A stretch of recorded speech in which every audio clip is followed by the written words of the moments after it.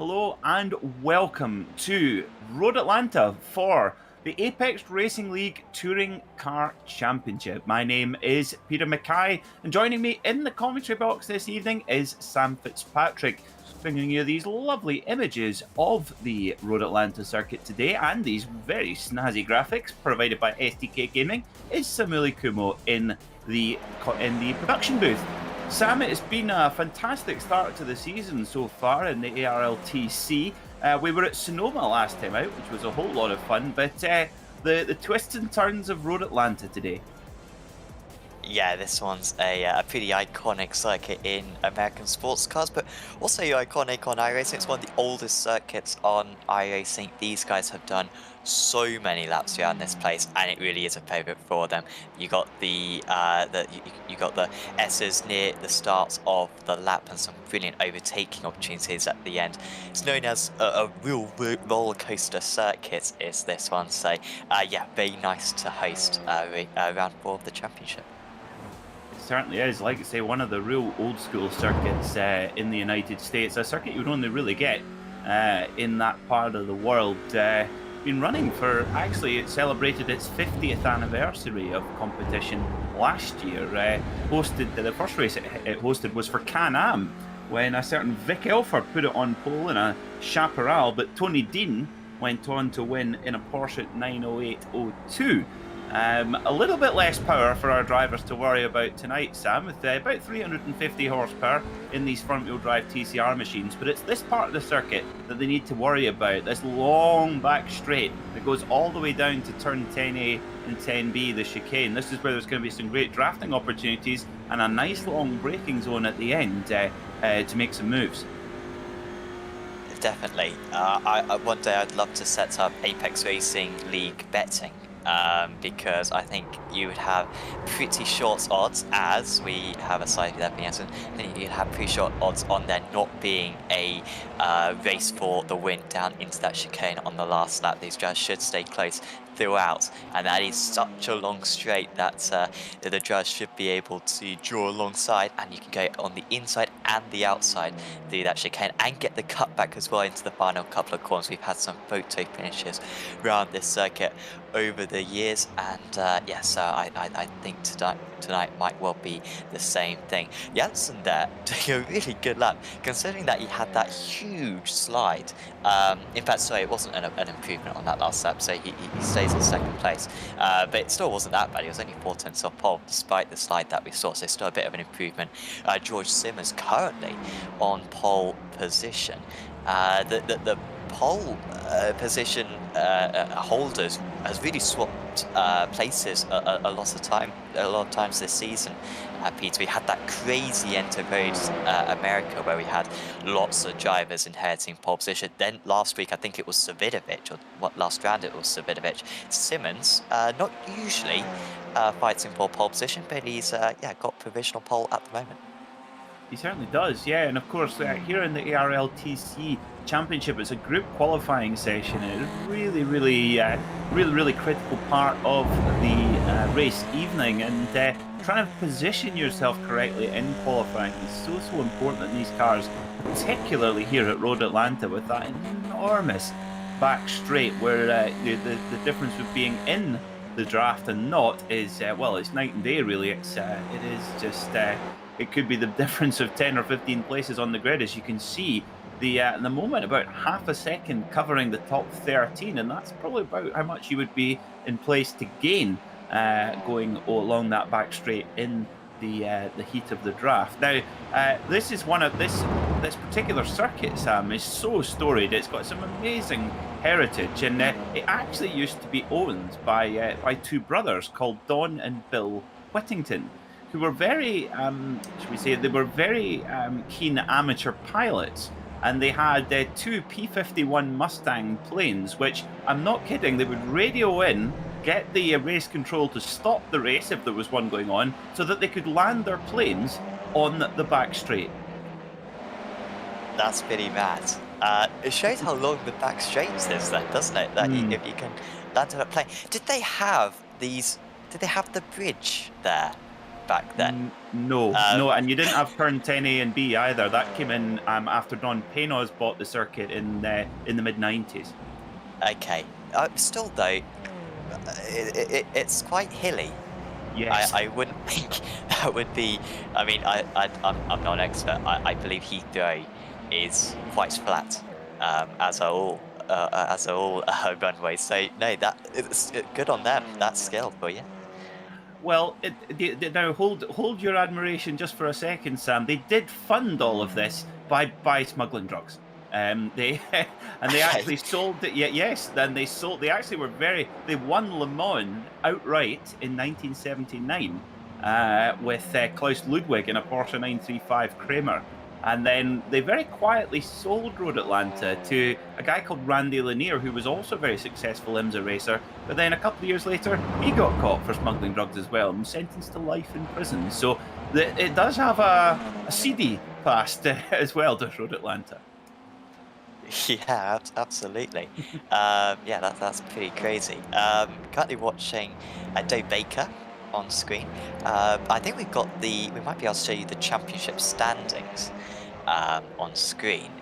The reason why I bring that up is because Baker, you can't even see him here. He's not even in the top 15 in the standings. There's Harrison, Janssen, and Savidovic, all the dominators so far this season. Baker, who was 3rd place last season, indicated by his car number 3, not in the top 20 at the moment. So he's got quite a bit of catching up to do. Hasn't had a bad season, Dave Baker, but just with these new fast drivers maybe joining the series, just struggling to keep tabs with them.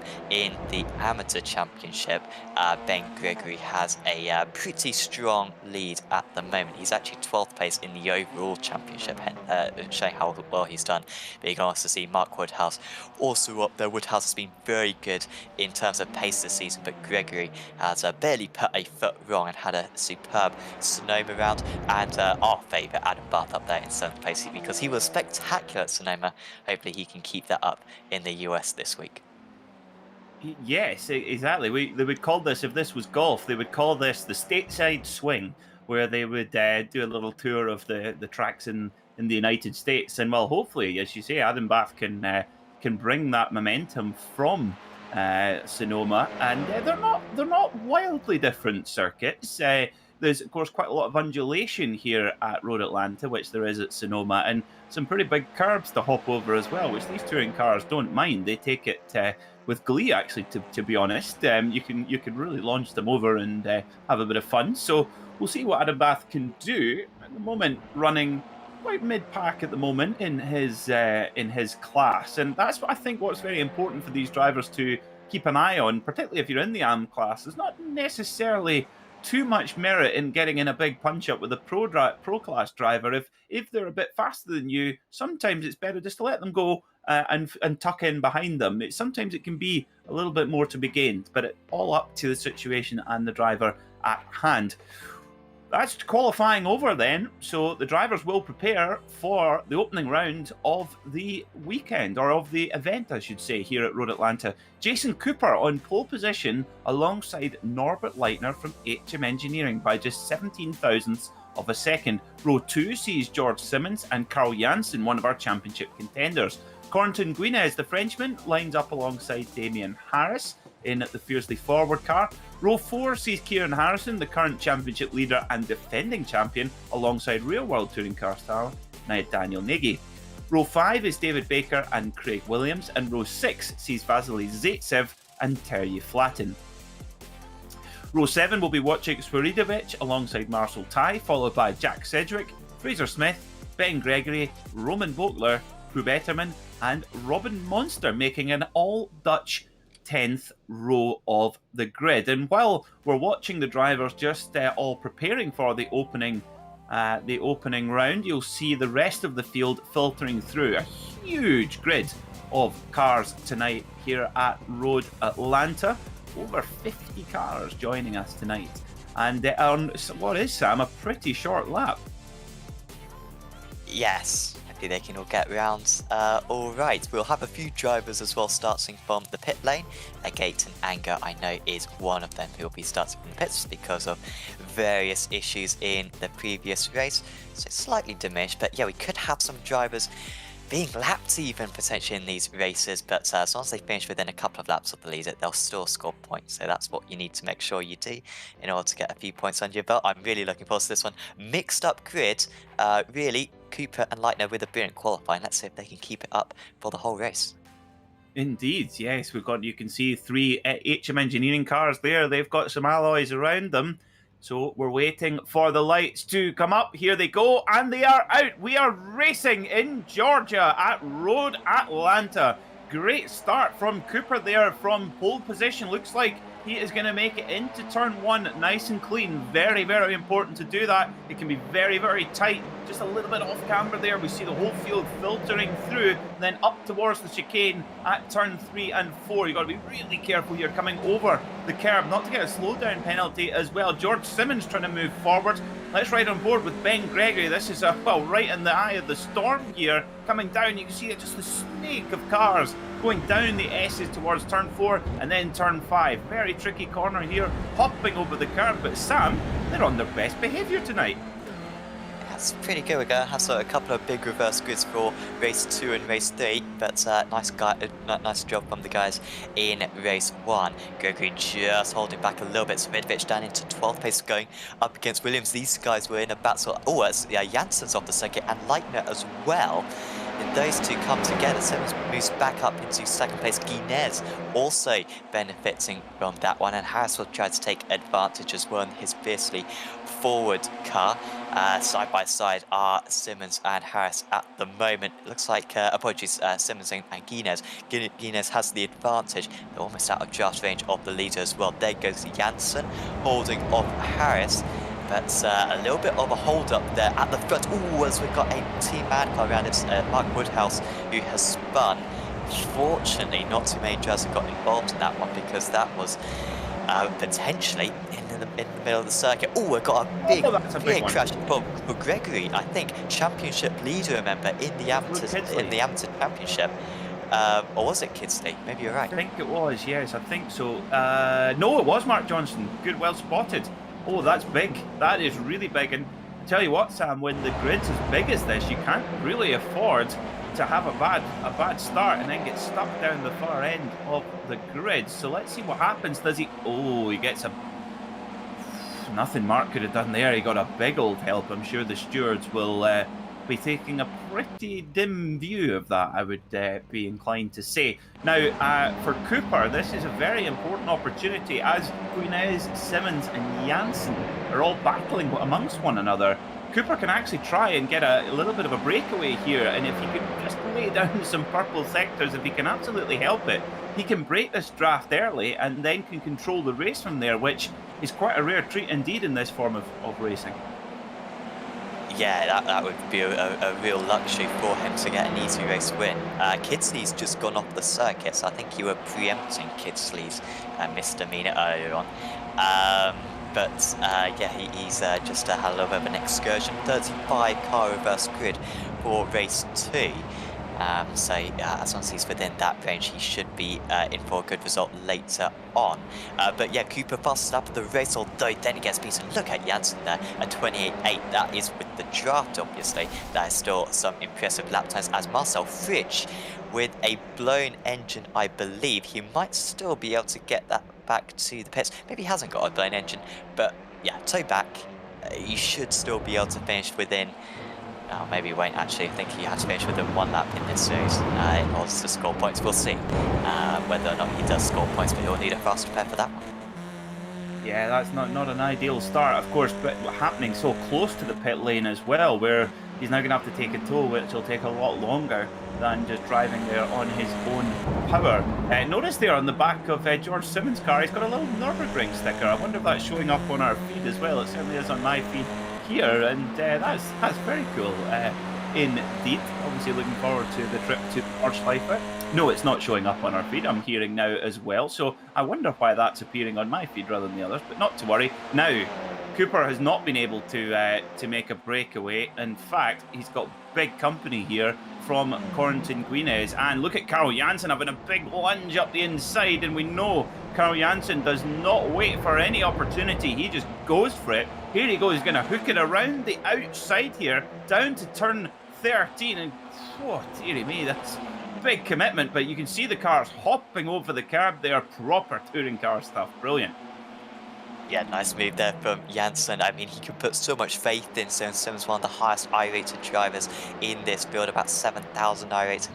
He knows when to open up the steering and to let another driver go.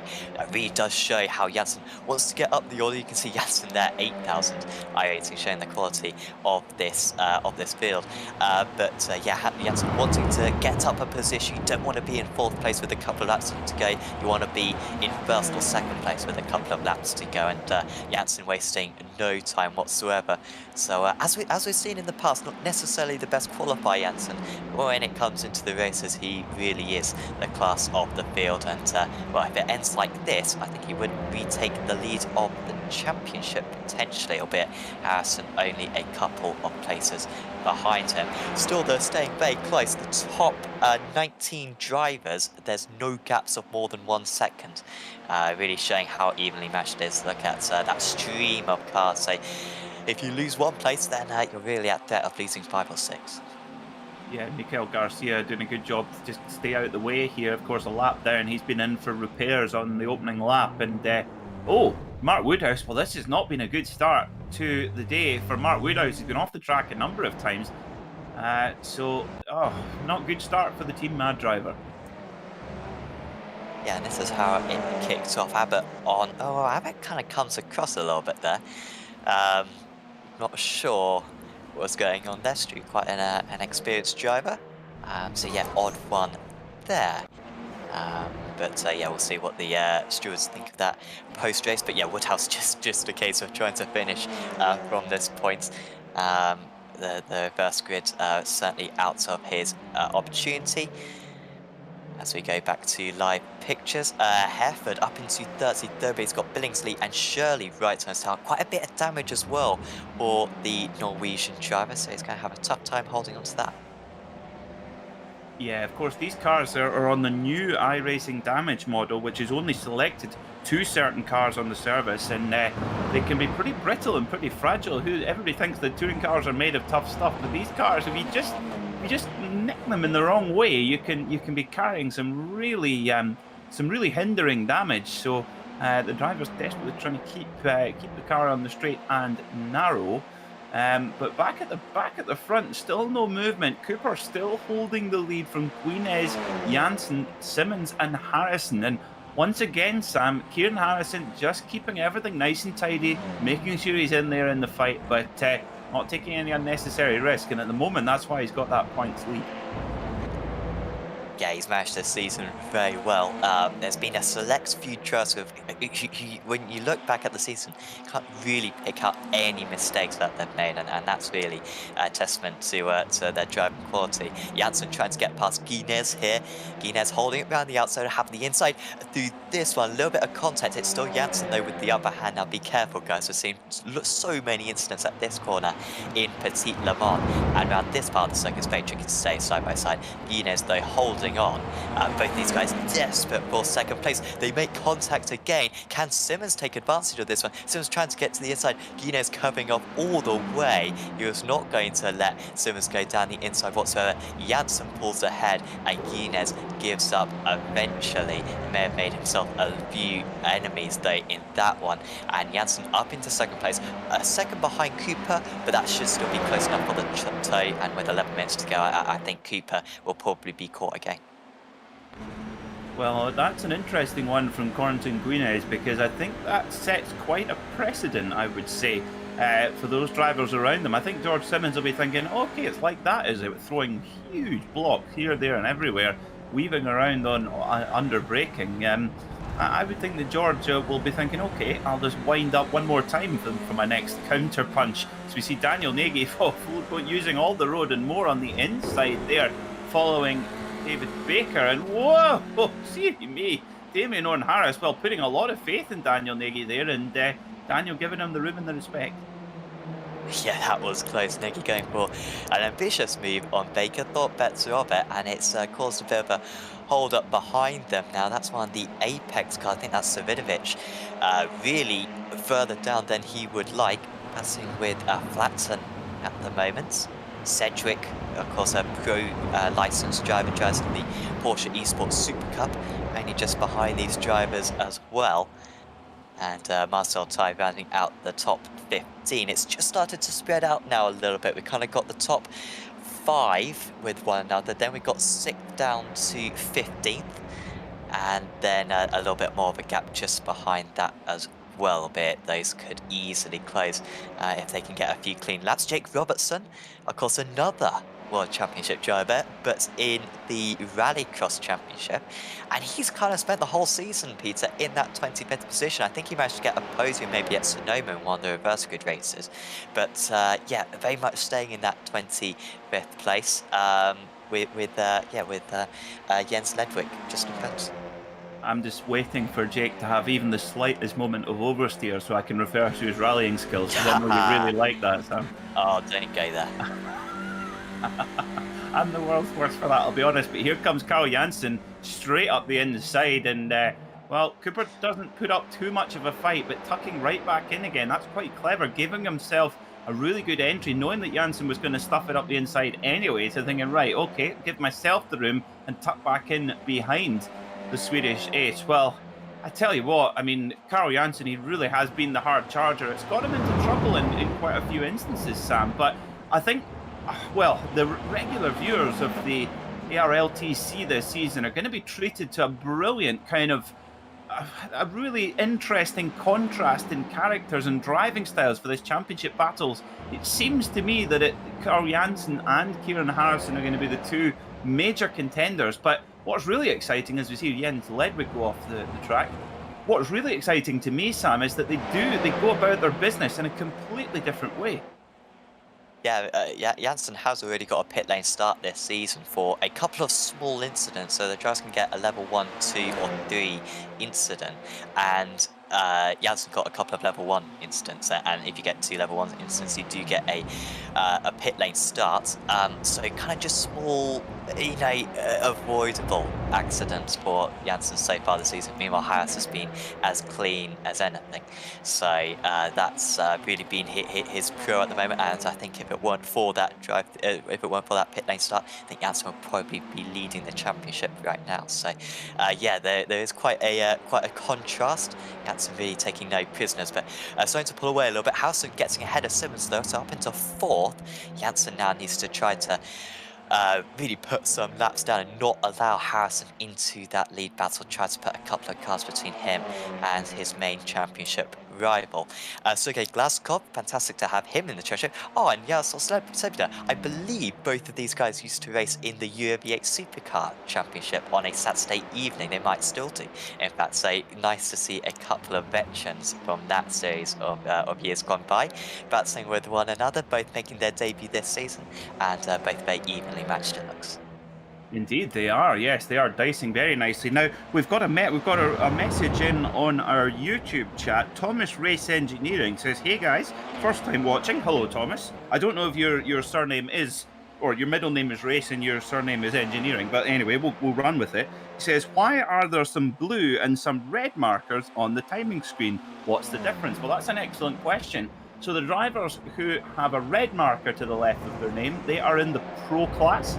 And if they have a blue marker beside their name, like Benjamin Gregory, who is the leader in the AM class right now. But if we can have a look at our SDK Gaming graphic overlay with the track map, you'll see where they are all circulating on track in real time as well. You'll see they actually look, when the track map is up, you'll see they kind of look like M&Ms circling around the circling around the track, and the blue ones of course are the AM drivers and the red ones are the pro drivers. Now the way that the classes are figured out is based on the driver's iRating, which is a little bit like a golf handicap. It improves when you have good races and it gets worse when you have bad races, in short. So Sam, what is the iRating cutoff at the moment in general for the pro and the AM class?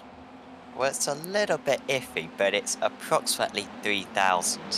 Rookie drivers usually get, who are a little bit below that, get promoted to the pro class, just because we're not quite sure what their rates, what their driving standard is, and the more established drivers are more likely to be in the amateur category because we can pretty much nailed them down. They're almost like the benchmark for the amateur category.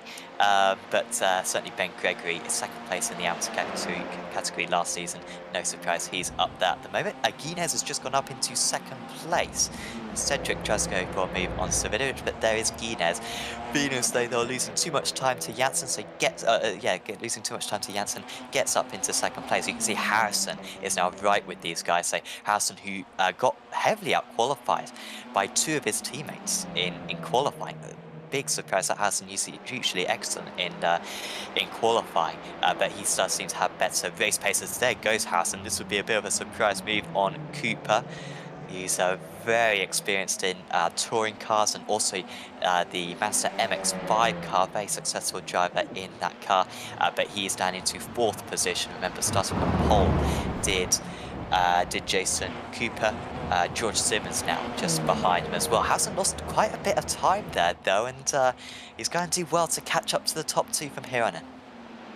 Yeah, he has a little bit. It's taken a bit of work to get past Cooper and Simmons, but once again, Kieran Harrison just doing what he needs to do to keep bagging the points and keeping himself out of trouble. I mean, he mentioned it in his post-race interview after Sonoma in the last round, that he says, you know, I know that Carl's better at going through the field, but maybe gets a little bit more contact on the way through. So Kieran's fully aware of the style that he's using, but I think he uses it to great effect. And I have to say, Sam, if you're the other driver and you're trying to beat Kieran, you don't get many gimmies from him, that's for sure.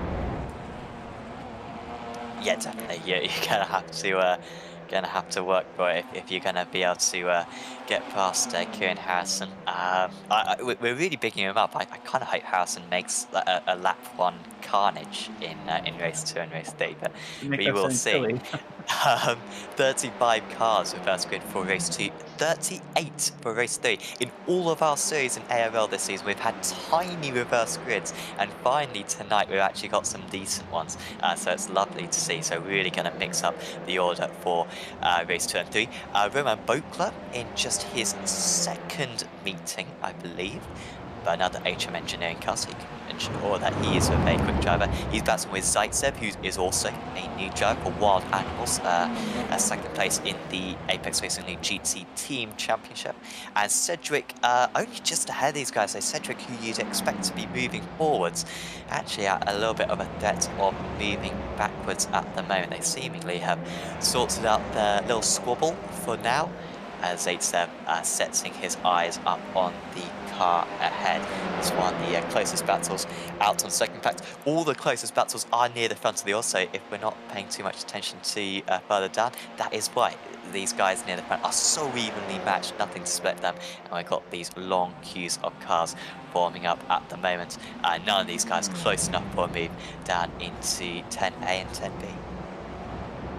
Yeah, that's one of the best overtaking opportunities. Through the rest of the circuit, you've got to be pretty clever. You've got to be pretty patient, actually. We've seen a number of drivers going down the S's and nearly getting into contact. It's so narrow through the S's. And you mentioned Petit Le Mans, Sam. Well, with that multi-class sports car racing with prototypes, GTs trying to co-inhabit the same track, there's often a lot of problems. Not so bad in the touring car ranks, of course, when they're all in the same cars. That makes it a bit easier, but still very much a danger point. Of course, Petit Le Mans, a real, well, what should we say, a blue ribbon event in the sports car racing world. It's an event created by Dr. Don Paynos, who bought the circuit in 1996. As we see George Simmons getting leaned on slightly here by Cooper. Oh dear me, this is going to slow them both up coming onto the straight. They're going to go side by side, drag race down the back straight here, but Simmons looks like he's maybe just going to edge it. But yeah, Dr. Don Paynos, who bought the circuit in 96, really brought it up to date and brought the highest level of sports car racing here. And he was a very wealthy man, made his money in the healthcare industry, and actually was the man who invented the nicotine patch. That's very cool. That is very cool. Quite ironic for the product that his previous owners used to ship. Yeah, undoing their work one by one. Yes.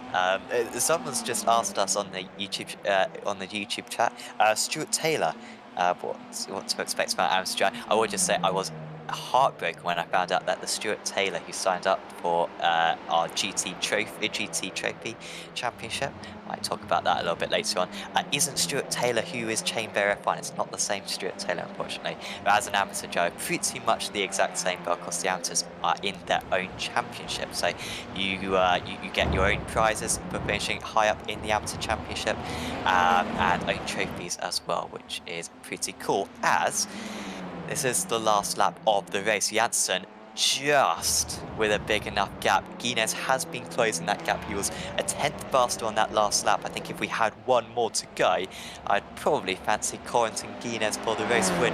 But Janssen managed to make that break when the others were fighting, and it looks as though he's going to get another race victory under his belt. Yep, you can see him weaving around on the straight, just trying to make sure that Corentin Guinness doesn't get too much of a tow. Looks like he's done it then. Gets into turn 10A and 10B safely. Should be home and dry now. Carl Janssen for Core Sim Racing in the 192 car is going to win in the opening race here at Road Atlanta in Georgia. What a performance from the Super Swede, and he puts his mark back onto this championship fight. It's a drag race over the line. Guinness gets second, Kieran Harrison third, George Simmons just edging out Cooper for fifth, with Norbert Leitner, who started on the front row, dropping back to sixth position. But it's going to be Bren Gregory in 23rd position, who is our top AM class driver. Good drive from the 3 Spires boosted driver. Yeah, and with Johnston having a tough round there, Woodhouse having a dreadful round, that was second and third in the championship. So Gregory extending that lead, a big race for him. I think the only one of those guys within the first grid places. Who is going to be in 35th position then? It will be Robert Runs, who I think may have got a reverse grid pole back at Sonoma. Not sure if he took the start though on that occasion. Apologies, no, it's 31. Oh, I've hyped it up now. 31 cars. It's 38 for the race day. I'm sure on that one. But sorry, it's 31 then, which means that it will be Bruno Belny on pole position, which will be a first for him. You got Oysten Hereford as well, alongside him on the front row of the grid, who had to carry damage throughout that race one, I believe. So quite a versatile front row of the grid. Adam Barth as well, starting for 4th position. So yeah, that'll be a good one. Indeed. Now there's one for you, Sam. What is that flag on Bruno Belny beside his 277 number? I am not quite sure. And, now if you don't know, who can? Exactly. Well, let's run through our results then, while Sam goes off and does some digging on that what flag that is. Carl Janssen confirmed then as the winner, with Corentin Guinness and Kieran Harrison rounding out the podium. George Simmons was 4th with Jason Cooper in 5th, Norbert Leitner 6th, David Baker in 7th with Damien Owen Harris in 8th. Daniel Nagy gets a top 10 in the number 199 car, with Craig Williams returned to form for the Briton. Terry Flatten was 11th, followed by Wojciech Swiridowicz, Jack Sedgwick, Belisili Zaitsev, Roman Bokler, Fraser Smith, Marcel Tai, and Preben Wally. We'll just look at the last few here as well. Huberteman finished in 19th, followed by his fellow Dutchman and teammate Robin Monster. Oliver Ackerman was 21st, followed by Igor Shirikov. Ben Gregory winning in AM, Attila Tassi, Jake Robertson, Sergei Glazkov, Toby Ward, and Adam Bath. Who will, as you say, Sam, starting from 4th position in the reverse grid. Luke Kidsley was 29th, followed by Oysten Hereford and Bruno Belny getting that reverse grid. So all of them from Bruno Belny down to 1st, they will be inverted. So the guys that finished on the podium in this race one, they have got a heck of a work to do, Sam.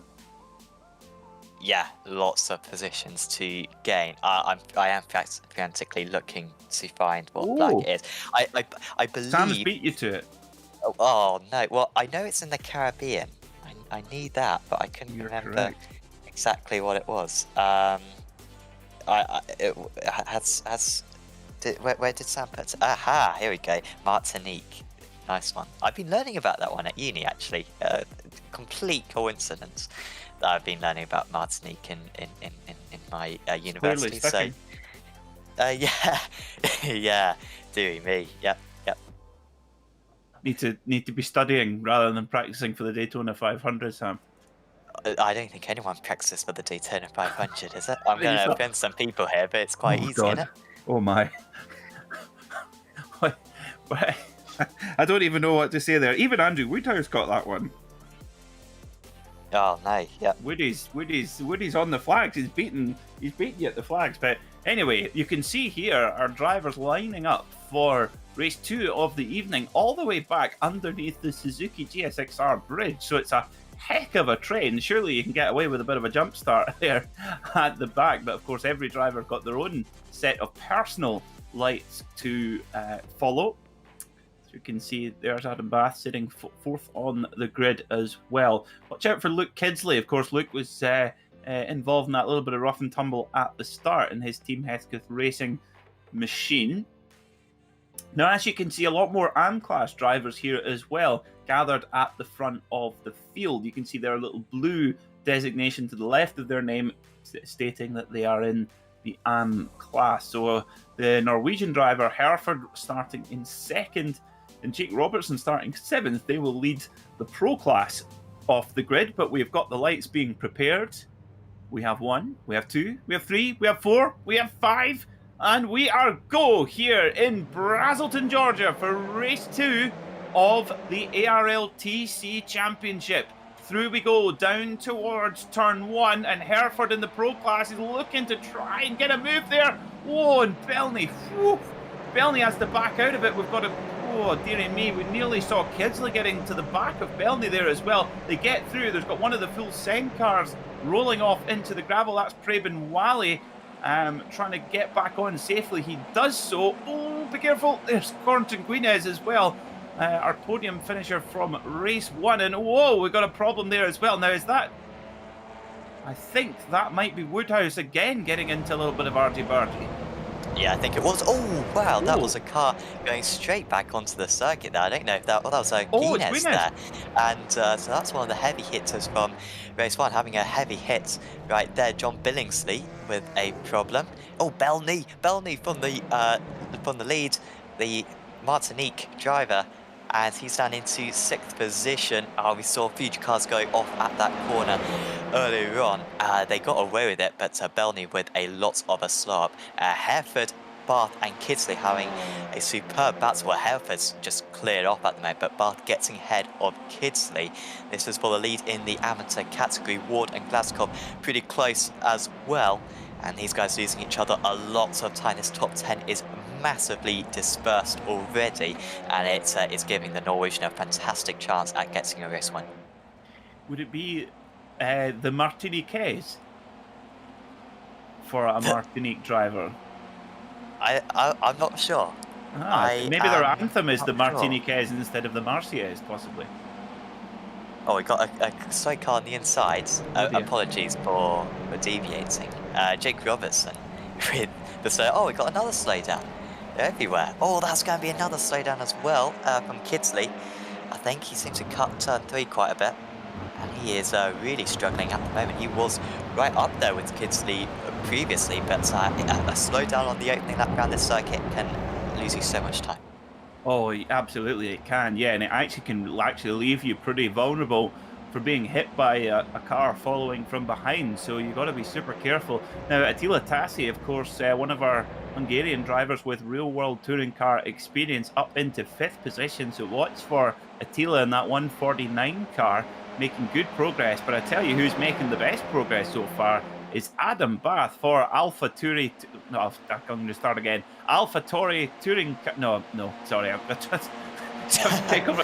Alpha touring car. Never mind. He's in the Aston Villa colours. Yeah. The guy in 2nd place did win race 2 in the amateur category last week. We got a big slide, shoves down the throttle there for Shirikov. And that would be a shame for him because he was one of the highest running pro drivers there with Shirikov, but he's been shuffled down now. Look at the drivers behind him, Simmons, Janssen, Harrison not too far behind as well in 21st place. So yeah, we'll do well to keep those guys behind. As we've got side by side right now for Simmons and Shirkov. Surely it's just a matter of time till these guys get past. Big contact on the left side there. Neither of them with too much of a problem, but these guys, oh, we've got an off as well. It's like Kidsley again, he's had an absolute mare. He must be near to the instant limit already, Kidsley, because he's had so many offs, and that's going to be another slowdown right there. Yeah, that's, of course, if he's been getting a bit of contact as well, there is bits of damage on that car, so you're right, he's going to be getting near the amount of incidents allowable. Whoa, and that won't help. Carl Janssen just stuffing it in the inside there, moving Kidsley by, and Kidsley must be thinking, goodness me, this is not going to plan. And oh, another one for good measure there from Kieran Harrison. That's not particularly usual from Kieran. Now, look, as we go over the hill here, looking 6th place. Good start from the Dutchman, Robin Monster. Who's that coming over the hill? It's Robin Monster. It's Robin Monster. Was it going to be long till you brought that one in? Yeah. There's a lot of songs with Monster in the name, isn't there? I'm sure we can make a whole album by the end of the season, a whole playlist. Bokler is up into 4th. Tassie, under the radar, has kind of gone up into 3rd place, so Tassie looking very strong. Look at that last lap as well. Fastest driver on the circuit. But yeah, Monster up the inside, up into 6th position. Going with him is Gregory, so Glasgow losing a couple of places there. But Monster now with Toby Ward just ahead of him. Bokler, by the way, is up 13 places. Great start for Raymond Bokler.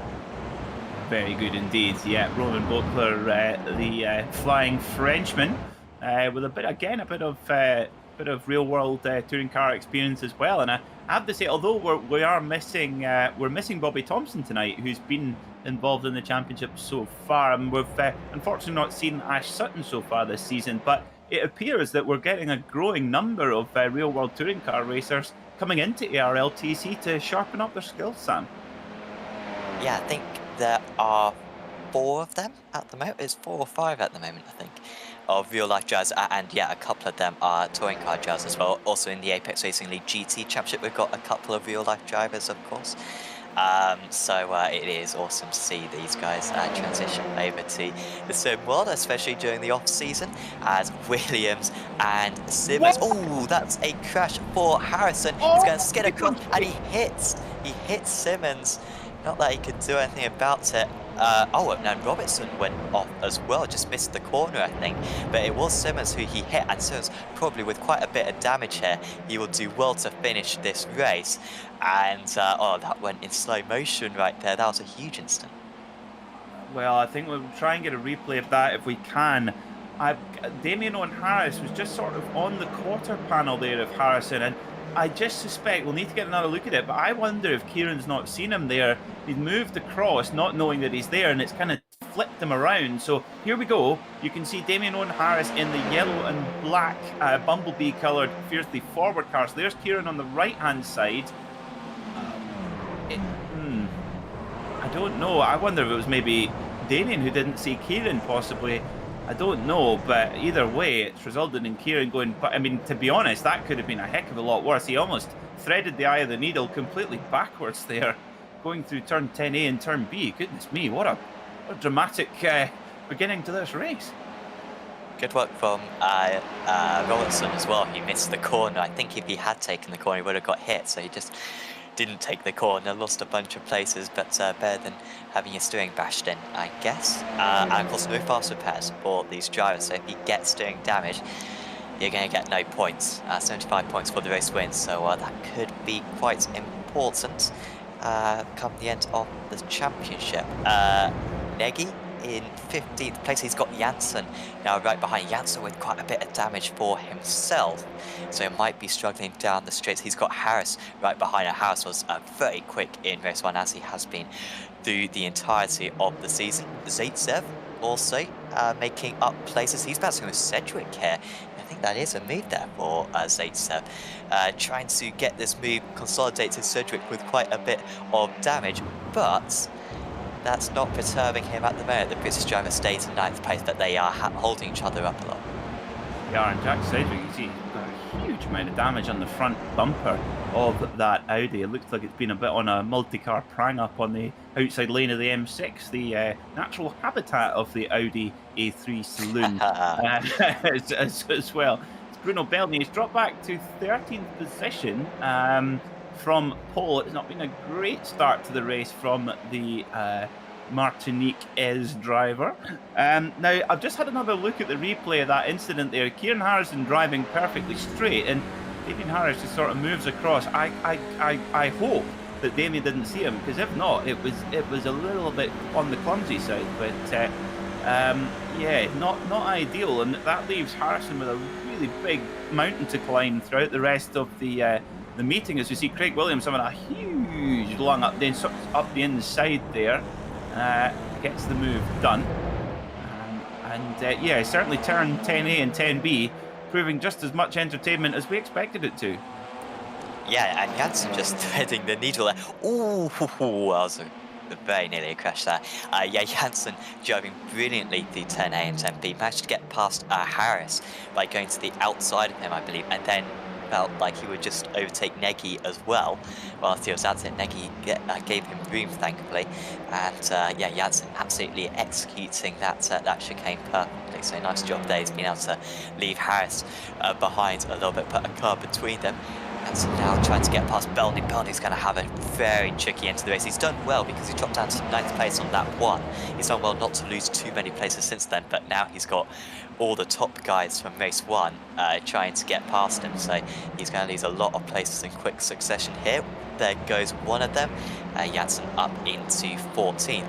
Tassi, by the way, is nearly into the lead. He's only half a second behind Hereford for the race lead. Bokler has gone kind of with them. It's about a second and a half behind still. Although Bokler's lap times they're good. They're not as good as Tassi. Tassi, of course, I believe a real-life driver. But yeah, he's caught Hereford hand over fist. It should just be a matter of time. Well, let's see. Of course, I would think that Hereford, for having started near the front of the pack, he'll be determined to try and manage this gap if he can. However, as you say, not on the same pace as Tassi. But if you look at that, yeah, there's been quite a catch-up from Tassi. But getting the move done is another matter sometimes, so we'll see.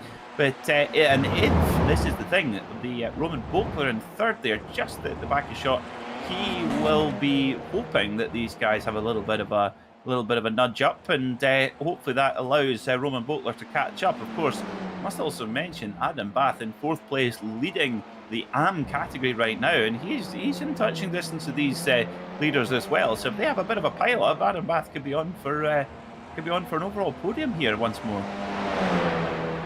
Yes. Yeah, he's putting himself into the amateur championship, isn't he? I mean, if by the end of this one, he might be up in the top 3 in the amateur championship after a decent race one. Sure, of course, had an issue, but here comes the move for the lead from Tassi. How much will Hereford fight it? He's pretty late on the brakes, and he just opens up the steering there.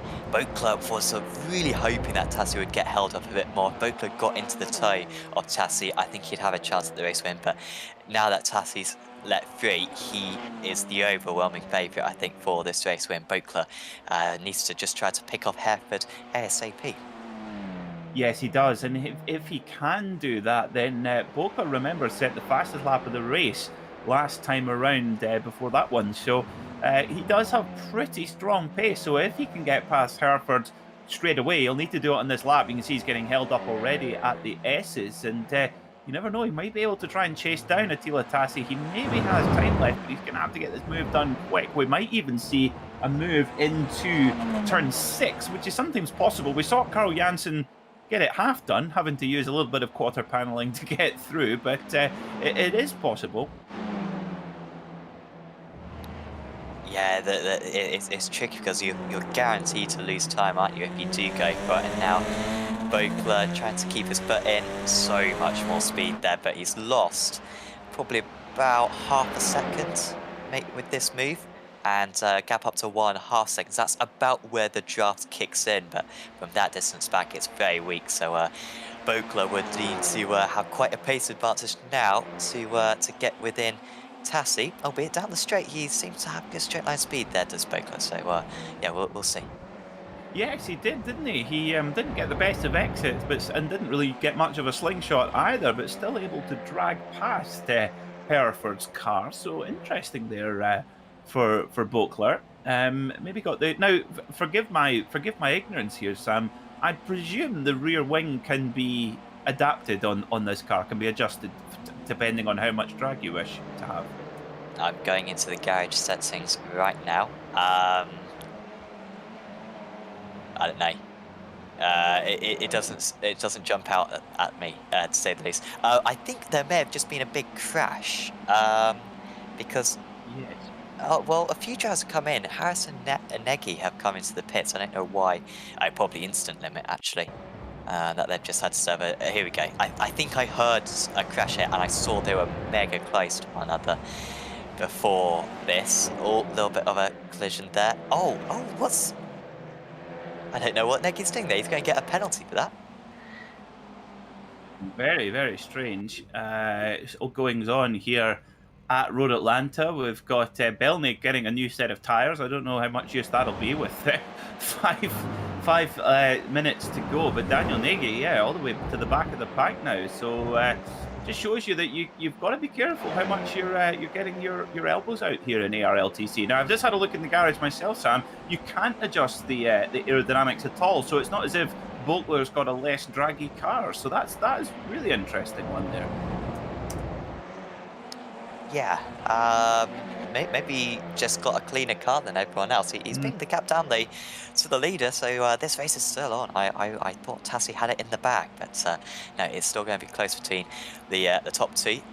We've got an almighty battle right now behind Mark Johnston with Baker, Simmons, Ty, Leitner, Etterman, and several others going on. And I feel like there might be quite a big crash. It'd be great to see them go through the S's because they are absolutely nose to tail. Here is Etterman and Co. Howson's done well actually. I thought Howson might be out of the race with that big off, but actually he's been able to continue, and his speed is all right.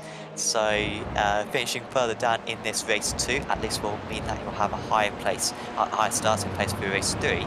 So yeah, not bad for Kieran Harrison here.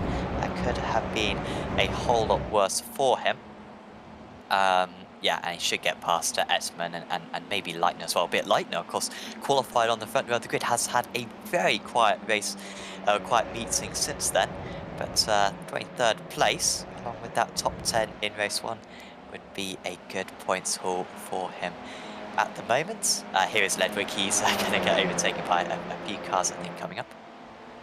Yeah, Jens Ledwig got Mark Johnson behind them in the Heathcote Racing machine as well. You can see David Baker there too. A quiet season for Baker really so far. Haven't really seen the best of him yet, but plenty of time still to go. Now Ledwig's not giving it away easy, and he's really compromised his exit there, and he's just, look at that, he's getting absolutely swamped. So you can see George Simmons trying to hook it around the outside there as well. So Ledwig, he's got people going left, right and centre. Now here comes Norbert Leitner up the inside, and this is getting very, very busy, a little bit too busy. Oh, getting into turn 1, you do not want to get any kind of wiggle or contact going through there, but somehow, Sam, they all get through just about cleanly, and a bit of contact there from Leitner onto the back of Simmons. Goodness me, this is, I was about to say this is physical, but no, I'll rephrase that. This is touring car racing. Yeah, I mean, it looks all clean from my perspective, as off the circuit goes Johnston. Oh, that's off the circuit again. That's really not where he meant to go for George Simmons there. And he's given back the place to Leitner. barging his way back down the inside is Leitner. So sorry, it was Johnson who managed to get past Leitner. Now taking advantage. Ooh, as we got side by side for the lead. Tassi holding on to the lead, but Vogler makes it past. And with 2 minutes to go, it's the Frenchman in the lead. And there goes Gregory, the top 2 in the amateur category.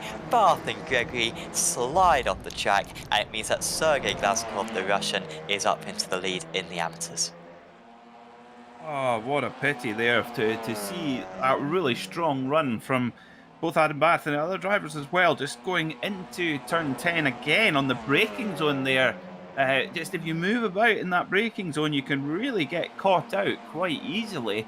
And what a shame. Adam Bath now back. He's one off the class podium as it stands. So, what a pity. Was driving such a strong race. Yeah, surely if there was someone that thought the stewards will have a look at that one, but we're really into the closing stage now. We've only got one more lap to go after this one. Oh, that was a slide for Tassi. That could cost him the race win here, because he'd done well at staying close to Vogler since he got overtaken, but now he's 1.2 seconds behind, and surely Roman Vogler with the position here pulled off a very nice move at 10A, 10B on Tassi. Managed to go around the outside through the first part, got the inside for the second part, and 1.2 seconds, that should be home and dry now for the Frenchman. Yeah, looks like it. So he's able to run down Tassi at the critical moment. They're going to get the white flag now. The white flag will be in the air for Roman Vogler. 1 lap to go here in race 2 at Road Atlanta in Brazelton, Georgia. So hopefully none of the drivers get a midnight train home to Georgia, because that means you have failed. Was the meaning of that song? I unfortunately didn't understand that reference. So have you heard the song Midnight Train Home to Georgia? I don't think I have. I think you'd recognise the tune. It's basically about a guy who moves to Los Angeles to try and make it as an actor. He fails, so he has to get the midnight train home to Georgia. But his loyal girlfriend follows him back there. Okay, that's It's a nice song. It's a lovely song, actually. Oh, you see Adam Bath here really go. He's been thrown back into the clutches. He's been thrown back into the piranha pool. He was clear, but involved really in an accident that happened behind him and sort of skittled him like a bowling ball. But he's still fighting on, fighting with Jason Cooper, who of course was one of the front runners in race 1. Yeah, pole position for race 1. Cooper behind Janssen, but that's pretty much the only other top guy who's been able to pass him in this race too, as the race leader is going into the final couple of corners to take his first ARL win in his career, I believe, Roman Vogler. Absolutely, the Frenchman round he comes then on his Audi RS3 TCR for HM Engineering. It's Roman Vogler wins here at Road Atlanta. He flashes the light, proper Audi driver style. Now Tassi comes over in second, Hereford third, Swaridowicz fourth, Robin Monster comes over the hill in fifth, Zaitsev in sixth, and Glazkov, the Russian driver, Sergei Glazkov taking 7th overall and top of the AM class. We get quite a string of drivers coming across now. Benjamin Gregory getting 2nd in AM, Ward in 3rd, and Adam Bath, agonisingly close to that class podium, but he'll be back to fight another day, Sam. Yeah, still decent points. Ooh, that's defence, isn't it? From Nagy on Austin. Austin, though, forget the brakes. Use the thought, so that was incredible. Great speed around the outside. It's going to be a run to the line between these two, and I think actually it'll be Nagy with the advantage there. He goes Austin, having to be second base there, but still not bad from Jay Austin. I was about to say Jane Austen there. Jay Austen, who is in his first ever meeting. It was a big reverse grid for the feature, apologies, not for the feature race, for race 3. And that means it was, I will just check it, it is 38 cars, which means that Arjun Bakker will be on pole position. Nathan Davies, who started race 1 from the pits, will be starting race 3 from 2nd position. So, yeah, that will be the state of play there. And Daniel Nagy misses out that He's the hot. You never want to be the guy that misses the reverse grid by one spot. But that, well, unfortunate honour goes to Daniel Nagy, who had a very, very attritional race there as well, and maybe some things that might catch the eye of the stewards. So the drivers go into warm-up right now. We are going to take a very short break, and we will be right back in just a moment here on Apex Racing TV. We'll be back for the results from race 2 and the final 20-minute sprint race. Don't go anywhere.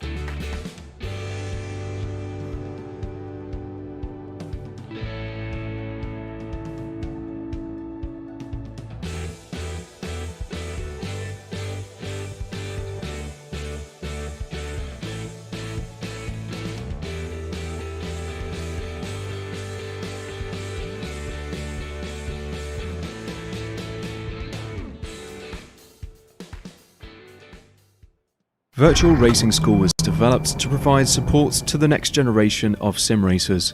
No matter if you're a rookie or veteran or what car or track you'll be racing, our goal is to provide training every step of the way.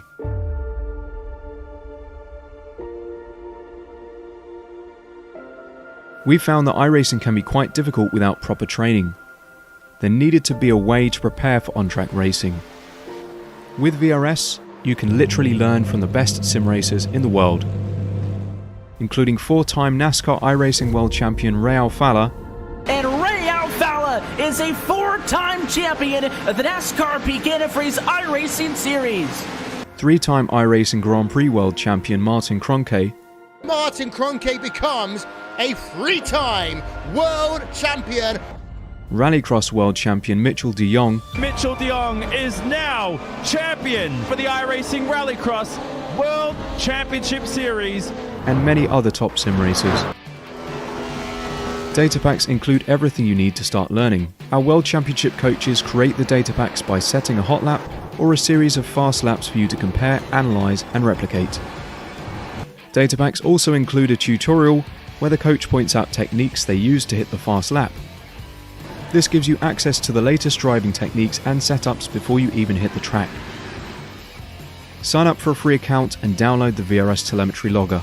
With this application running seamlessly in the background, your laps automatically start syncing to the VRS website. From there, you can analyze and compare 2 laps of your choice, whether it's your data, the coaches, or your teammates. VRS will automatically target improvement opportunities so you can get up to speed even faster. VRS also makes it easy for you to request and schedule one-on-one or group coaching sessions. These sessions can range from 30 to 90 minutes, and you can select the car, track, and setup combination of your choice. Visit virtualracingschool.com today to sign up and get started.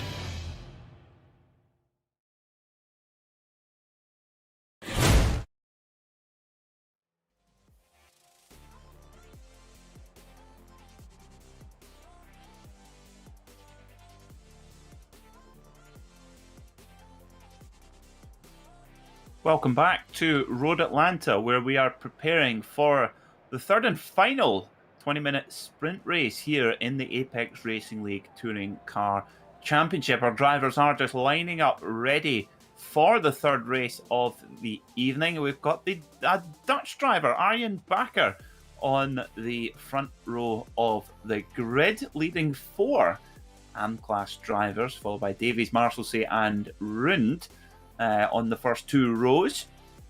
You can see where all of your favourite drivers are lining up there for this final race of the evening. Kieran Harrison will start from 17th. Watch for the championship leader coming into this meeting.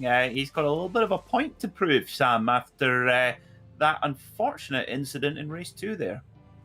Yeah, gonna have a good chance at a podium perhaps though in this third race, and we wait to see how well these amateurs can hold back the pro drivers of this race start. And here we are ready for that race start. The lights are beginning to illuminate. There they all are. Out they go, and we are off for the final time here at Road Atlanta. It's a little bit of a hesitant start from Bakker, and Davies just shoots into the lead around the outside. Now, can he get the move sealed up in time? Damien O'Harris, brilliant start from the fiercely forward driver, moving forward. Well, he's certainly on brand, that's for sure, but Davies makes it up with Rund in second. Yeah, nice start from him, and Harris as well managing to gain a few places. One of the drivers didn't take the grid from the top 6, and that gave Harris a nice, a pocket of space to move into off the start. So that is a very good start for him. Oh, we've got is that Kidsley of the second notes, Johnston, who does a brilliant job at hanging onto the car. Will have a big slowdown to serve, but that is a lot better than what it could have been. Good start for Mikel Garcia as well, up 5 places. Terrible start for Kevin Marshall, who just did not seem to get away from the line whatsoever. Loads of drivers having to go onto the grass to avoid him on the run to turn 1, but they did a good job at keeping control of their cars as the field starts to get into single file. Good start as well for Simmons. He's up 4 places, and yeah, we'll be fighting for the podium by the end as Harris tries to move up into second now. Yep, it looks like he's going to get the move done, but he's got Torrey Flatten right behind him there, causing him a lot of aggro, and any move that Damien makes, Torrey Flatten's just following through. Now, Mark Woodhouse has had a pretty torrid meeting here at Road Atlanta, but it's such as the nature. You sometimes just need to get yourself in the right position for race 3, and you can always come away with the result to make yourself feel a little bit better and get some points in the bag. And at the moment, that's what Woodhouse is doing, in running in 6th place at this moment in time. Now, oh, Robert Rund's gone off. Oh, dearie me, this is one of his home rounds. Oh, be careful. Oh, gets it into a bit of a tank slapper, and I tell you what there, Sam, he could have tried to save that and go back onto the round, but I think he saw that it was a bit of a 50-50 and decided not to take the risk of going out in the field of traffic there. Good eyes up driving. Yeah, possibly the smart thing to do. So shame for Robert there, but yeah, he'll be back for the next meeting. I could still get a top 40 at least in this race 3. Simmons in 7th position now, so continue to gain places 2 wide, about 6 back right there. Cooper, Baker, Cedric, Williams, Barth, Robertson, some of the top drivers from race 1 in this fight at the moment. And Janssen trying to pick his way through. Probably going to be the highest point scorer, Janssen, as long as he avoids any big collisions. He's going to have to go down the middle if he wants to gain too many places here. He's been excellent through this chicane all day long, has Janssen, and once again just managing to thread the needle to get through. Gets a good exit as well, and he's up into 15. Yep, wasting no time is Carl Janssen indeed. I tell you what, riding on board there with Carl Janssen, it was like riding on board in the M1 on a Friday night in non-COVID times. That was busy, although the drivers were giving themselves more space, that's for sure, here at Road Atlanta than they do on the M1. But, whoa, it's our pole sitter, Arjen Bakker. Oh, dear me. Having to get himself back onto the circuit, but he's lost a whole raft of places. And we've got one of this Hesketh cars off again. Johnston again. One of our AM class front runners. lost a whole handful of places early on, Sam. Yeah, that's his second off of the race as well. He's now down. Well, he's only down 8 places from his start, which I'm surprised about. To be fair, must have done well. Besides that, he hasn't got too much damage on that car, so Justin is quick. He does get past Marshall C for the second time in this race, but he might have to do it for a third time quite soon. But yeah, we'll see with that one. Harris and Flatson are having a very tight battle at the moment. Harris holding on to that second place, I believe, or maybe just regaining it. But they need to be focusing on getting Davies just ahead. I assume those top 3 are going to be very similarly matched, probably Harris with the slight advantage on the other 2. But they can't afford to be counting their losses. And look at Guinness as well, up there in 4th position. Guinness up 8 places. He will play catch-up to them if they're not careful. So stop battling each other and yeah, start moving forward. Simmons as well, up into 7th, setting the fastest lap of the race right there. Yeah, Simmons definitely on the move, but Guina is on similar pace, really moving forward, and he's going to be with that leading group. So they really need to try and clear Nathan Davies as soon as they can, otherwise they're going to have Guinness on their case before they know it. A real shuffle of the pack here in this final race of the evening. Now, interesting, Kieran Harrison up into 8th position, so constantly moving forward, and Carl Janssen back in 14th right now. But as we know about Carl, he will, as we have a saying here in Scotland, Sam, he's never backwards and coming forwards. Yeah. And I think if he got a good result here, that would be the highest point score in like 3 of the 4 meetings, potentially. I think maybe just Sonoma, the one iffy one. So it's proved very well, but like I said, everyone has got a couple of penalties so far this season, as Harris is into the lead. So dreadful lap there for Davies. What's happened to Davies on this? That must have been a mistake. On the might have a look at the sector times in a bit. But yeah, Davies down into 2nd place, trying to hold back Flatson, who's back down the inside.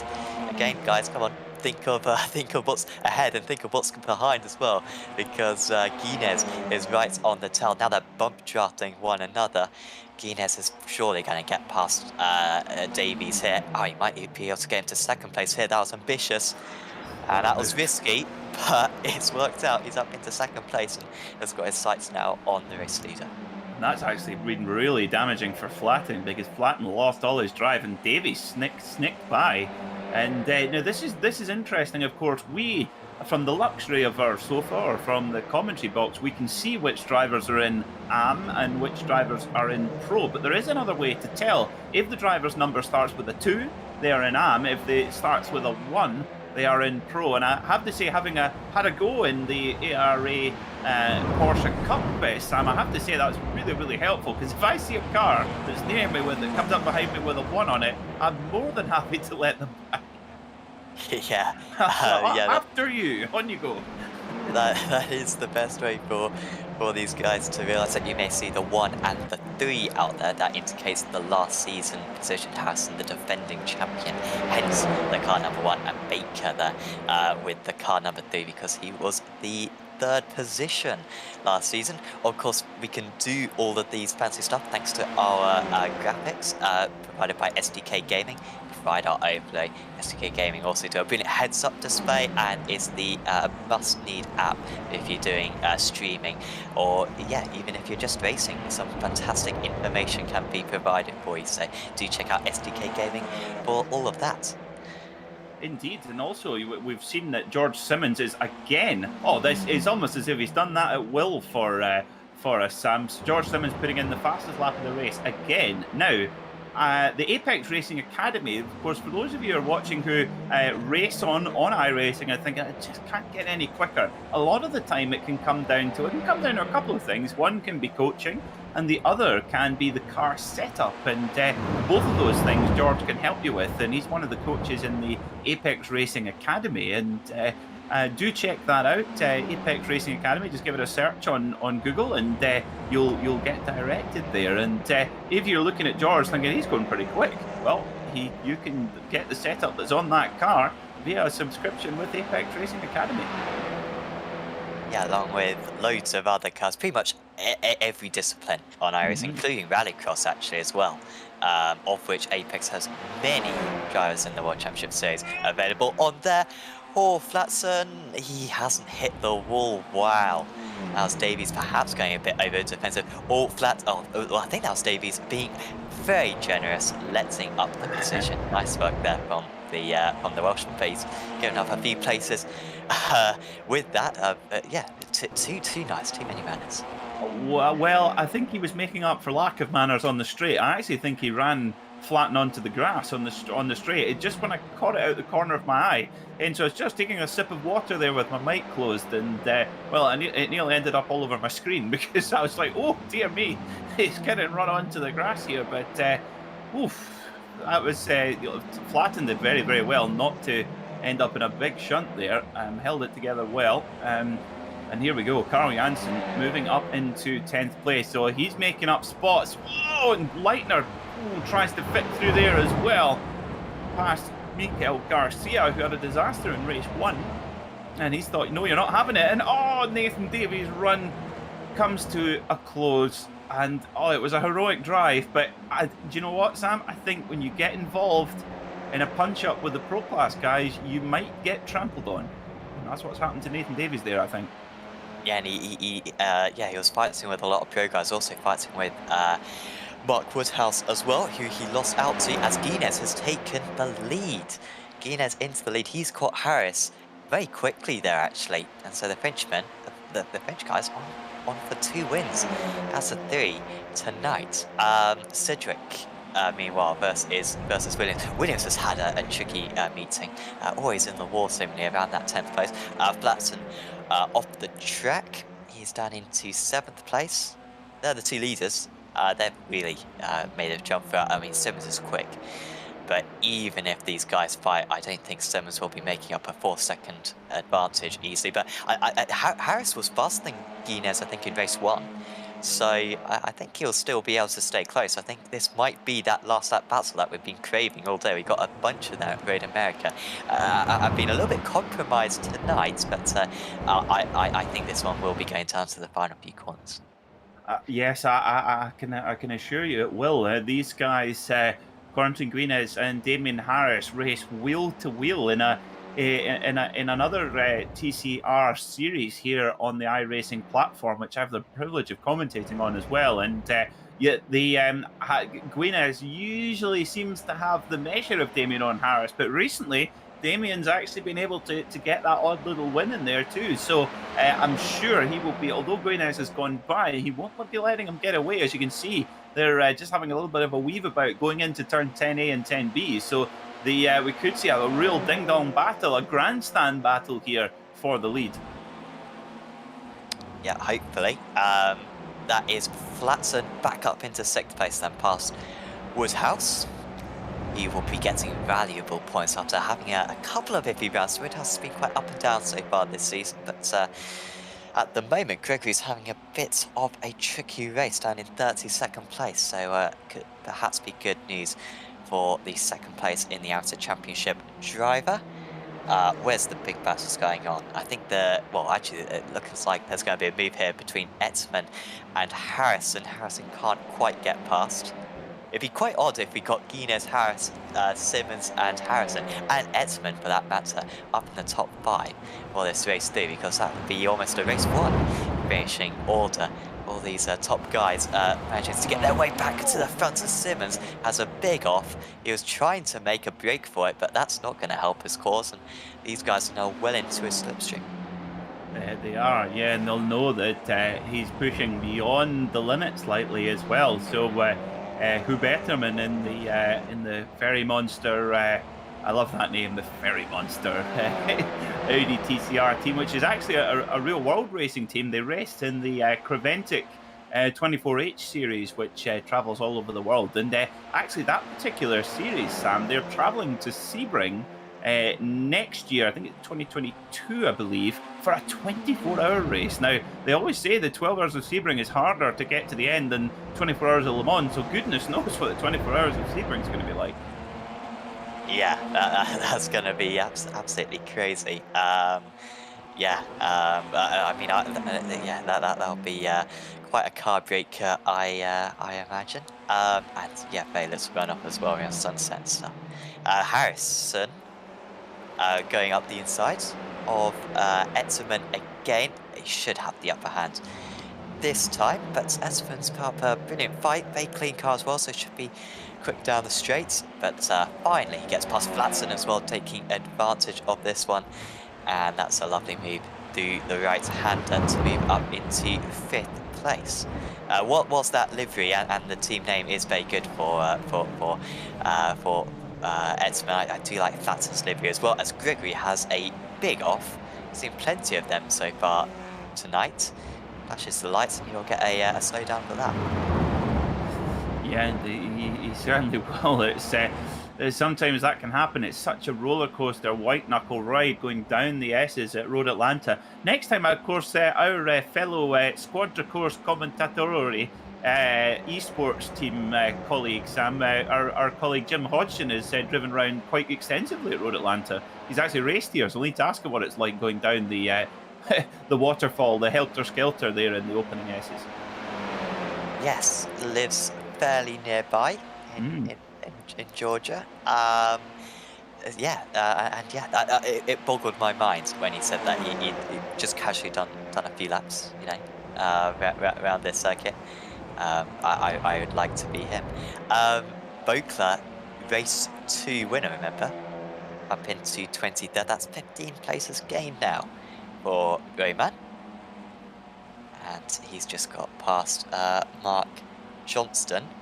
Top 2, by the way, still only 4 tenths of a second between them. I think the best battle at the moment is right now between Cedric Garcia, Leitner, Williams, Shurikov and co, just outside of the top 10 here, because they are, nose to tail.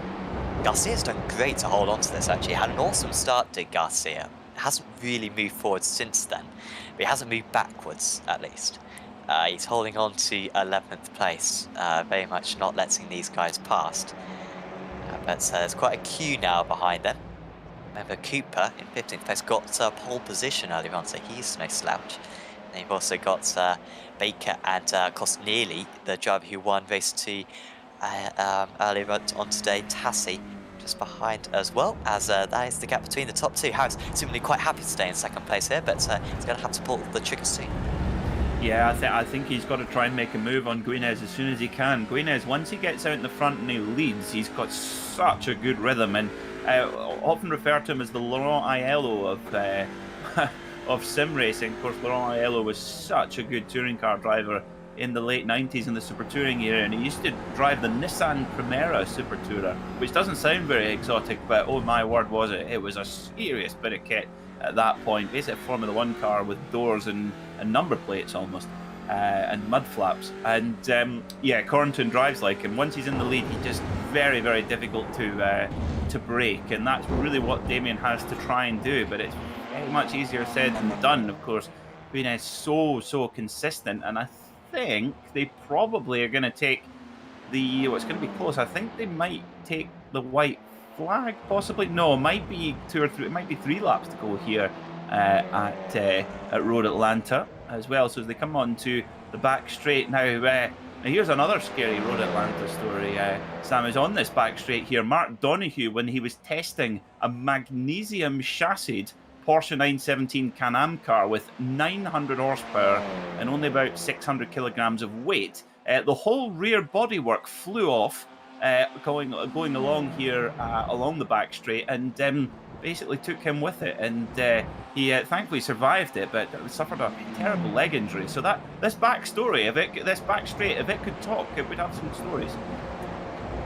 Yeah, I mean, it boggles my mind. Oh, as we got Cedric. How did Williams get through that one? I do not know. Leitner's, I think, was the other car involved. It blows my mind how there used to not be a chicane. I mean, going up the hill without a chicane must have been terrifying for the Jazz. The speeds that you'd go, I mean, that's almost Monza kind of speeds, where you maybe got a little bit of a sweeper section around this part of the lap, but then apart from that, it would just be all-out speed for the rest of the lap. Absolutely crazy. I do kind of wish we had that layout in iRacing. I think it would be quite nice to use eventually, a bit like we have the historic Monza layout. But This one's certainly not bad, and that chicane does work very well. Certainly a very good addition to the circuit compared to other modern renovations to other circuits. Yeah, I think it's been done very well. And oh, big barge there from Robin Monster, Nathan David. Oh dear, that was. Well, I wouldn't want to be a steward looking at that particular incident because that looked pretty argy-bargy, as they say. But yes, that particular chicane there, as we can see, a brilliant addition because not only for safety but also for creates some chicanes do offer absolutely no overtaking opportunity, but that one really does. There's a really long braking zone as well. But as you say, Sam, as we take the white, it might be close. Might get another lap again here as well, which is probably not what Corentin Guinez wants to hear. Definitely is what Damien Owen Harris wants to hear. But yeah, here at Road Atlanta, can you imagine they did a lot of the testing for the Porsche 917-30, which was over 1,000 horsepower for the Can-Am series, and that was of course when there was no chicane at the end, and that car had a top speed of 240 miles per hour, and it was open topped. I mean, that's in 1973 on 1973 brakes and 1973 tires. Mark Donoghue, who did the majority of the testing, he's a brave boy. Yeah, that's crazy to think about. Yeah, those speeds. Into a blind corner at the end of it. Pretty scary stuff. Harris then, this is going to be the last lap. We've now gone over the 20 minutes, and so Harris has got this one opportunity. Guinness has fended them all off so far, but he's going to have to be deep on the brakes and get that exit right into the final couple of corners if he's going to win this. Yeah, and Guinez probably moving a little bit too much on the straight there for my money, but does just what he needs to do to cut all of the nose off Damien Owen Harris. They float down towards turn 12. It's going to be just Corentin Guinez for HM Engineering, making it an HM Engineering double tonight here in the ARLTC Championship. Damien Owen Harris, a very impressive second. Carl Janssen up to third, with Kieran Harrison in fourth. So a great late charge from the two championship contenders. Yeah, I kind of missed that one, them gaining all those places. But yeah, that's impressive. Third and fourth for those guys. Apologies, no, they were there for a while, I think. It was a good battle actually between the two of them, because here it was then. Well, from that view, that kind of looks alright. Was that Flatson as well? Yeah, there was Flatson that they were battling with. Almost had to miss the corner. Harrison did well to serve that slowdown before the finish.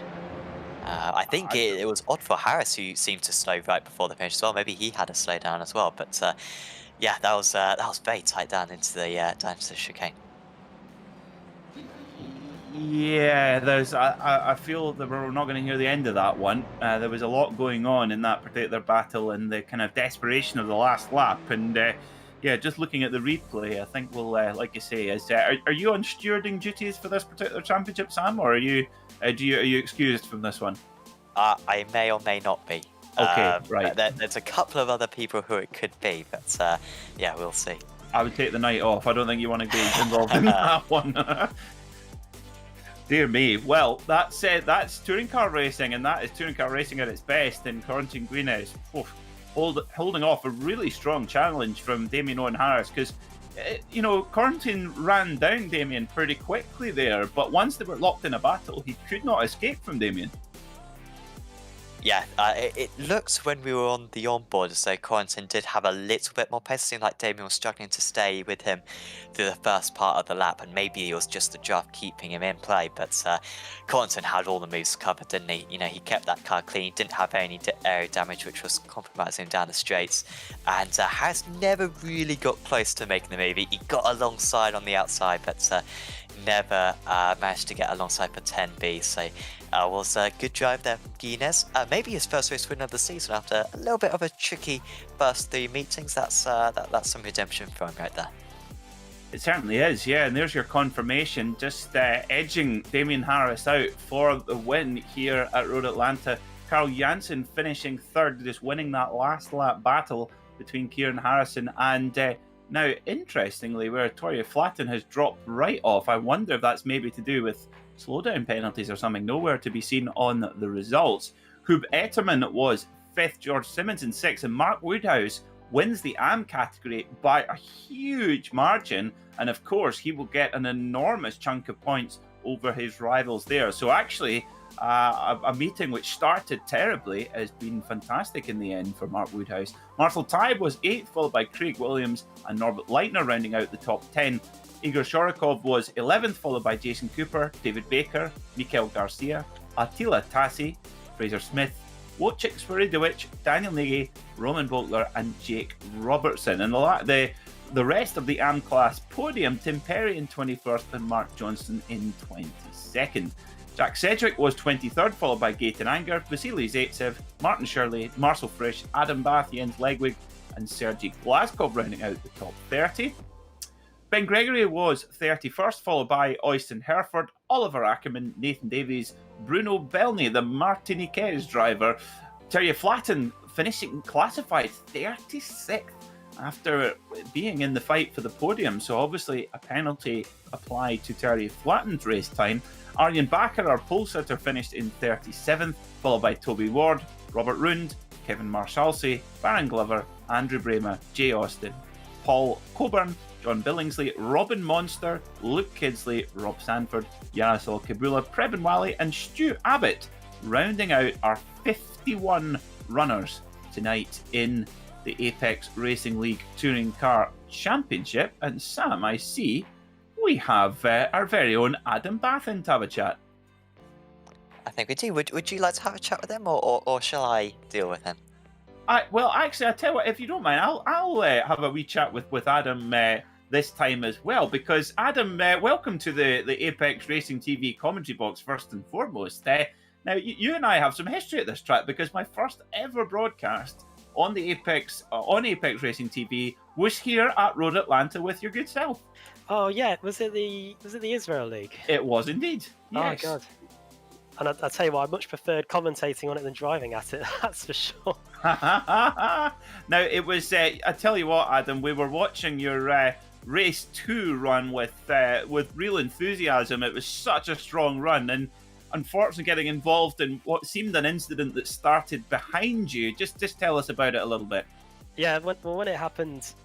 When it happened in real life, I had no idea what had happened, to be fair, because I thought what I'd done wrong. But then looking back on the replay, it looked like me and Gregory, we were side by side. I think we were trying to cover off the attack through the middle, and the guy just ended up tipping Gregory into me, and then we both went into the gravel. It was a shame, because I think that was turning into a decent Pro-Am scrap for the podium, I think, at that point. But it was good to be running up in second, and for a brief moment had a chance at maybe getting the win. But yeah, race 2, even though it ended that way and finished P14 or something in the end, it was probably the highlight of the evening, really. Yeah, of course. Sometimes an incident like that, it can have ramifications which roll on for the rest of the night with grid places, etc. I mean, Road Atlanta is a real toughie of a circuit. It's bumpy, it's undulating. And in this touring car, it can be a bit of a handful. Did you when you were in clean air, did you enjoy driving the circuit? It's all right. I'm not a fan of this kind of track, really. I'm looking forward to getting back to more of the ones in Europe, really. The curbs, you've got to really attack this circuit with the curbs and use all the runoff area as well. And I was really struggling going onto the back straight, and was meaning that if I wanted to draft up to the back of anyone, I wasn't able to get near them. But in terms of setting a hot lap around here, it's not too bad. But I think I needed to have a bit more practice at this track to really enjoy it, I think. Well, I have to say, I can't set a hot lap. I tell you what, but tepid lapping around here, oh, fantastic! I love that. I can do that. It's good. Now, Adam, I must apologise. I butchered your team name about 5 times before giving up. Scuderia Alpha Touring Car. See there, I get it. When I'm off pressure now, I can say it now. But it's now. Did you? I noticed Andrew Woodhouse in the chat earlier. Now he was your teammate earlier on in the season. Has he gone to managerial duties now? No, he was. He's just been a bit under the weather at the moment. But yeah, hopefully we'll have him back for the next one, for the next race a week on Thursday. Let's hope so. And Adam, before we let you go, who would you like to say hello to here on Apex Racing TV? Just to everyone that's watching, a couple of the guys back at work are hoping to get a sponsor on the car, Steve Nash Promotions. Big shout out to him, and hopefully we'll be able to get a top 10, maybe even a top 5 next week at wherever we are. I don't even know. Well, I think those Steve Nash promotion stickers are going to add an extra 5 horsepower to your car, I think, and that's exactly what you need to get the advantage. Adam, thanks for coming in to have a chat to us. Great effort tonight, and we'll see you again very soon. Speak to you guys later. So that was Adam Bath. Your choice now, Sam. Who would you like to bring in for a chat? I will bring in Mr. Ben Gregory for a chat, our amateur championship leader going into this round, and as far as I can work out, will be our amateur championship leader coming out of the round. Congratulations, Ben. A mixture of results tonight. We'll start off with the positive. Race 1, great qualifying, and a pretty good race to win the amateur category. That was a good race 1 there. Yeah, I'm quite happy with this the setup we had actually. But this is one of my favourite tracks as well, so it was quite nice to be somehow be quick here against the pros. But yeah, I was able to at least keep a good distance. Race 2, less said about that incident, the better, until protests have gone through, I guess. But that was an amazing fight with Adam Bath as well. I really enjoyed that. That was probably some of the best door-to-door I've done. And then race 3, bit argy-bargy, but at least I managed to hang on, I guess. Yeah, absolutely. How was it with kind of the trains out there? Was it kind of unusual to have that type of racing, or was it quite similar to what we had back at Road America earlier on in the season? Well, it's not too bad. Like we've done. I guess a lot of these drivers have also done sort of like racing like that, where it's in a big long train. You just got to pick your moments, pick your battles. But there was a couple of moments where I thought I could make a move, and probably could have made a move, and someone's done something silly mid-pack, so just sending it 3 or 4 wide, and having to back out of it. But it was overall pretty good. I think it was mostly well behaved, which I was quite happy about. Who would you say is going to be your biggest rival for the amateur championship, do you think? No, I could have a look at the points actually from last time. I think it was Johnston in 3rd place, and I think Woodhouse was in 2nd place going into this round. I think Woodhouse is definitely one I've been trying to hold off. I don't know how I'm somehow this season keeping up with him after last season being so far off the back of him, but yeah, I'm just hoping to keep up with him on pace, because he is a very quick boy. The next round of the championship is at Virginia International Raceway. It divides opinion. What side of the line are you on that? I enjoy it, but the thing is, I've never driven in this car, so I can't tell you how much I enjoy it in this car. But track should be fun. I think it's going to be a lot of single file racing. It's going to be similar to Sector 1 here, where it's just single file, or you lose tons of time. So it's going to be interesting, especially when coming up to the oak tree as well. I think it'll be a good one. Lots of grass runoff, so hopefully people will be able to slow down before hitting walls at least. Yeah, definitely. Best of luck for that one. Ben, is there anyone you'd like to give a shout out to? Honestly, pretty much the entire grid for today for being so good to race against. Honestly, it was such a good race, and teammates as well for doing such a great work on their races as well. I think we came away as a team really, really well from that race. Awesome. Well, thanks for having a chat with us, Ben, and best of luck at Virginia. Thank you very much. So that was Ben Gregory joining us in the commentary box, and we have our championship contender, Carl Janssen, now joining us in the commentary box. Carl, welcome to the Apex Racing TV commentary box. That looked like a pretty good meeting for you out there at Road Atlanta today. Yeah, it finally has turned around from the last 2 bad weeks. It felt like it finally turned around, so yeah, it was a good meeting. I think it was a first, 13th, and a 3rd, so yeah, I'm happy with that. That was good. It certainly was. It seemed like in that last race you had a real strong charge through the pack, and it all came down to that last lap dice with yourself, Victoria, and Kieran Harrison. Now, what was your takeaways from that incident? Well, for me, I just went for the middle, and then for me, it felt like Kieran came over from the left there, and obviously because I had Terry on the right there, there was only so much space I could use, you know. So yeah, it just felt like I got blocked off while still being there, and then contact happened, and yeah, it's kind of it. It can happen. It's always a hot spot for action there, isn't it? Down into 10A and 10B. I mean, around the circuit at Road Atlanta, is that the kind of, would you say, is that the main opportunity to get overtaking maneuvers done, given the length of the braking zone? Oh yeah, for sure. It's also the most open corner. And it's a long straight. You got a lot of draft down there. So it's pretty much the most optimal place to pass. Obviously, you also have the double right-hander before you go out onto the back straight, the first right-hander of those, and then turn one. But I mean, there's not many more places than those that are like safe to pass at.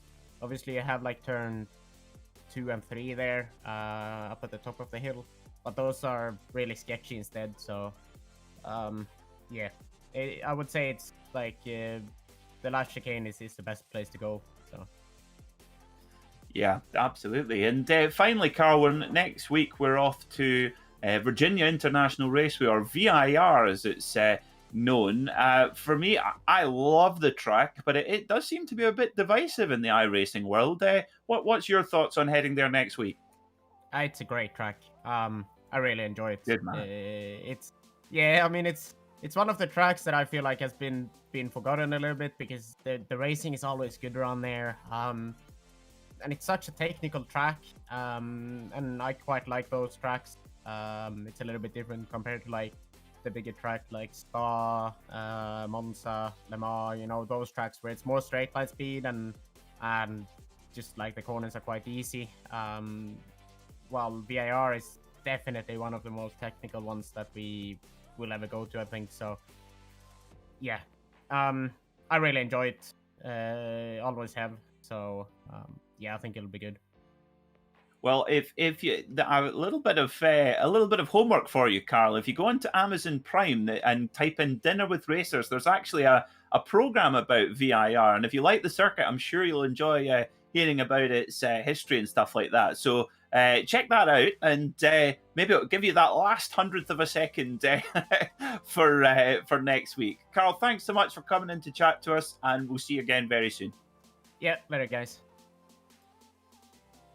That was Carl Janssen. I think we have time for one more. Sam, let's get Toby Ward in for a chat. Yes, Toby Ward, who had a few good results, actually, all in the top 40, but it was that race 2, Toby, which was particularly great. I think you were running as high as 4th position at one point. It looked exciting, to say the least. Yeah, that race 2. That's the best result I've had in the ARLTC. I think I might have got across the meet 2 third places in AM, which is again matches my best results for the AM class. So yeah, I'm really happy. This has been a really good meet for me overall.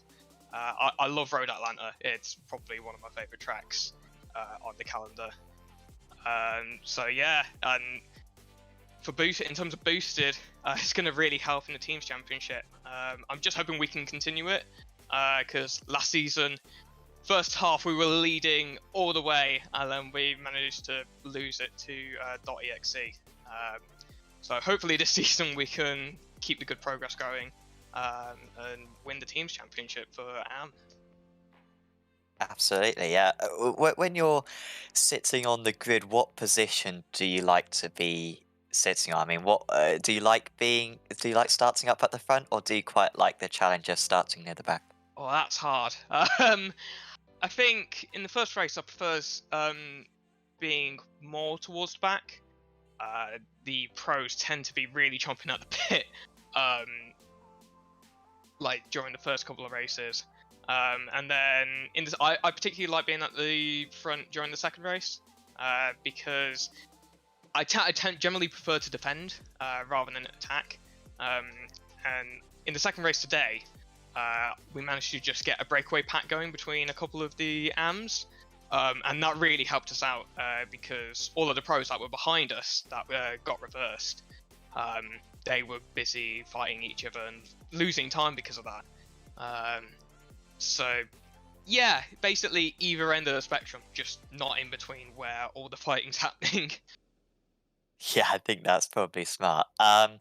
We've got Virginia coming up next. Were you around a year ago when Virginia was planned, or was that before your time? No, that was before my time. I've never actually raced at Virginia, but one of the things I've found is the tracks people hate are the tracks I'm really, really good at. So there was a lot of discontent among some of the drivers about Road Atlanta, and it's seemingly a lot louder for VIR. So hopefully I'll be able to win the AM class next week, all going well.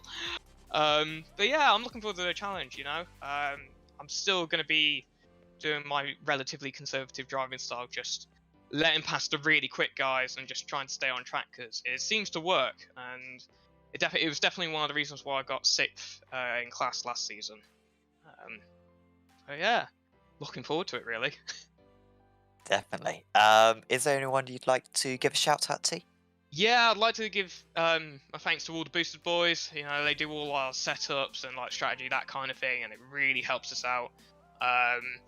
And also friends and family back home who are watching, and Land Registry who also helped me support me with some of the simulator equipment. So yeah. Great stuff. Thanks for having a chat with us, Toby, and best of luck for meeting 5 of the championship. Thank you very much, Sam.